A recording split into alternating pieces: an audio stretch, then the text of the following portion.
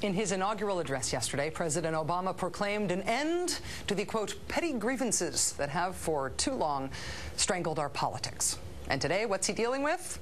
That seems like kind of a lot of petty grievances. For example, President Obama still has no Treasury Secretary, despite the fact that after a week's delay, Tim Geithner finally faced a confirmation hearing. He is expected to be confirmed eventually, even by the Republican senators who spent today voicing concerns about mistakes that he made on his income taxes. Republican objections are also responsible for the delay in getting President Obama's Secretary of State confirmed. Hillary Clinton's vote did not happen until just a few hours ago. She was confirmed, but the vote did not happen until just now because a certain senator from Texas who is not named Kay Bailey Hutchison apparently still had some questions about Bill Clinton's foundation and the donations it gets from foreign entities. And even though this Texas senator said Hillary Clinton was qualified and that he intended to vote for her confirmation, he felt it was necessary to just slow down the process, hold it up for a beat.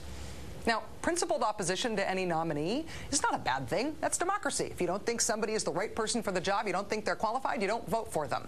But when the person in opposition isn't actually opposed to the nominee, actually goes on to vote for the nominee, and instead just enjoys the delaying process, the delaying tactics for the purposes of getting themselves attention, that person doesn't get his name mentioned on the television because that would seem to be rewarding his search for publicity.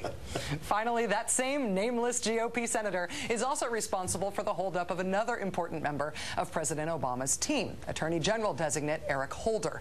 The Judiciary Committee was scheduled to vote on Mr. Holder's nomination today, but now Republicans have gotten that pushed back too until next week, citing his recent answers on torture as a rationale.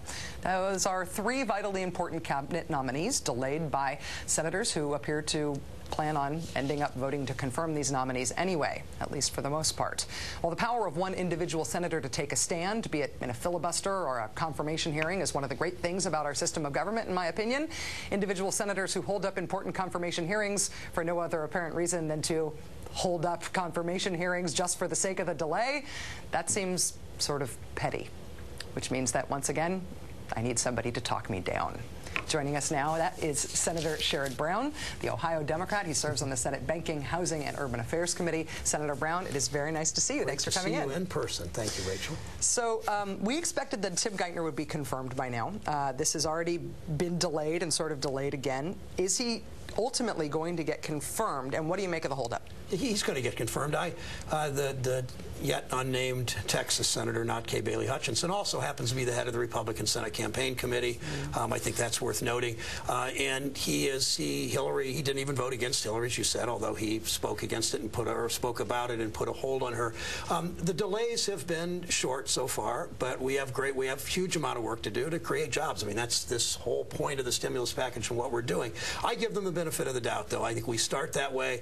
I was at the inaugural prayer service at the National Cathedral today. The president and the vice president and others were there, and I sat a couple of seats away from Senator McCain, and he has stepped up, and I stepped up and done the right thing, spoke for Hillary, said let's vote, let's get this through. So has Lindsey Graham. Other major Republicans have stepped up in the right way. I think we give them a benefit of the doubt. I think they understand that confirmation of all of these important people, the Attorney General, the Treasury Secretary, the Secretary of State, and so many other important cabinet officials, all that is so important, and moving on this stimulus package is. So I think that they got the message. Most Republicans, a couple didn't, but they got the message that in this election that the voters want something different. Barack Obama surely has gotten the message. He had the message all of last year. That's one reason he won. His behavior has been exemplary both in the transition period and his first couple of days in office. I think most Republicans will follow suit, and we're going to see a much better government in the days ahead. It does seem like there is disagreement or maybe even disorganization among Republicans in terms of what their tactics are going to be. They don't seem to have a unified front on issues like this. At least one hasn't emerged yet. But the rules of the Senate are such that even one senator can really hamstring the actions of the body for quite some time. Because the Republicans haven't really figured out their leadership and their tactical approach. Do you think there is a risk that we'll see a few senators sort of go rogue and decide to block things as much as they can, because obstruction seems like the principled way to make a difference? Perhaps the principled way, but not the principled way for them. I think that doesn't work. I mean, when you've got one or two stand in the way, as you did, two people today voting against Senator Clinton, one person stood in the way, but only for a day before that. The delay, after a while, they start paying a political price, and we have 59 Democrats. We don't get them all on every issue, of course, nor should we probably, but there will be a number of Republicans that vote with us if they're embarrassed by their party that's simply engaged in obstructionism. And it's just simply too early to tell. But I do take Senator McCain and other leading Republicans, Lindsey Graham and my other senator in my state, George Voinovich, at face value that they're going to work together. I think they know they need to. This country's in worse trouble than any time in the political career of any of us in the Senate or the House or anywhere else. And I absolutely believe they're patriots. I absolutely believe they want the right thing for their country, the great majority of them, and we will move forward.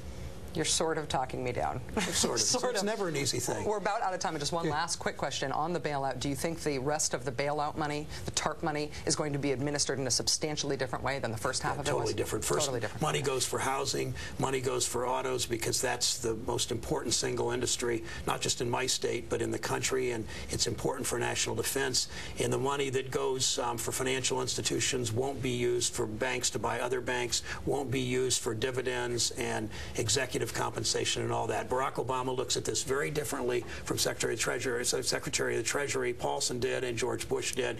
And basically, Barack Obama and the new Treasury Secretary are going to treat this, I believe, the same way that we treated the auto industry. We want accountability. We'll do this, but it has to be done right. It's important for the financial markets. It's important for getting credit flowing. It's important particularly for small business to create jobs around this country. Senator Sherrod Brown of Ohio, Thanks. so nice to see you. Thanks for coming in.